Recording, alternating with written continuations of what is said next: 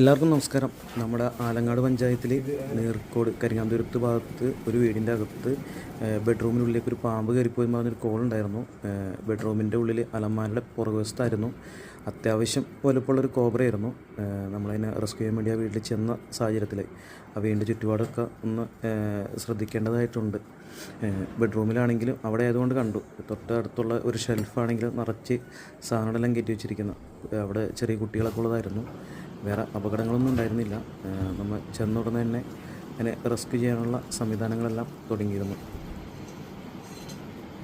നമ്മളെപ്പോഴും പറയുന്നതാണ്, നമ്മുടെ വീടും പരിസരവും എപ്പോഴും നമ്മുടെ നിരീക്ഷണത്തിലായിരിക്കണമെന്ന്. രാത്രിയായാലും പകലായാലും വാതിലും ജനാലും നമ്മളുള്ള സമയത്ത് തുറന്നിടുക, അല്ലാത്ത സമയത്ത് അടച്ചിടണം എന്ന് എപ്പോഴും നിർദ്ദേശങ്ങളെല്ലാം നമ്മൾ ഓരോ വീട്ടുകാർക്കും നമ്മൾ കൊടുക്കുന്നതാണ്. ഇത് രാത്രി കാലത്ത് വാതിൽ തുറന്നിട്ടതിൻ്റെ അടിസ്ഥാനത്തിലായിരിക്കാം പാമ്പ് ഇതിനുള്ളിൽ കയറിയിരിക്കുന്നത്. എന്തായാലും വേറെ കുഴപ്പങ്ങളൊന്നും തന്നെ ഉണ്ടായിരുന്നില്ല. എന്തായാലും പാമ്പിനെ കണ്ടുകൂടാൻ തന്നെ വീട്ടുകാർ ഫോറസ്റ്റ് ഡിപ്പാർട്ട്മെൻറ്റ് വിവരം അറിയിക്കുകയും ഡിപ്പാർട്ട്മെൻറ്റിൽ നിന്ന് എനിക്ക് കോൾ വരികയും ഞാൻ അവിടെ തന്നെ എത്തി പാമ്പിനെ എത്രയും പെട്ടെന്ന് സേഫായിട്ട് റെസ്ക്യൂ ചെയ്ത് നീക്കം ചെയ്തു. Okay, thank you.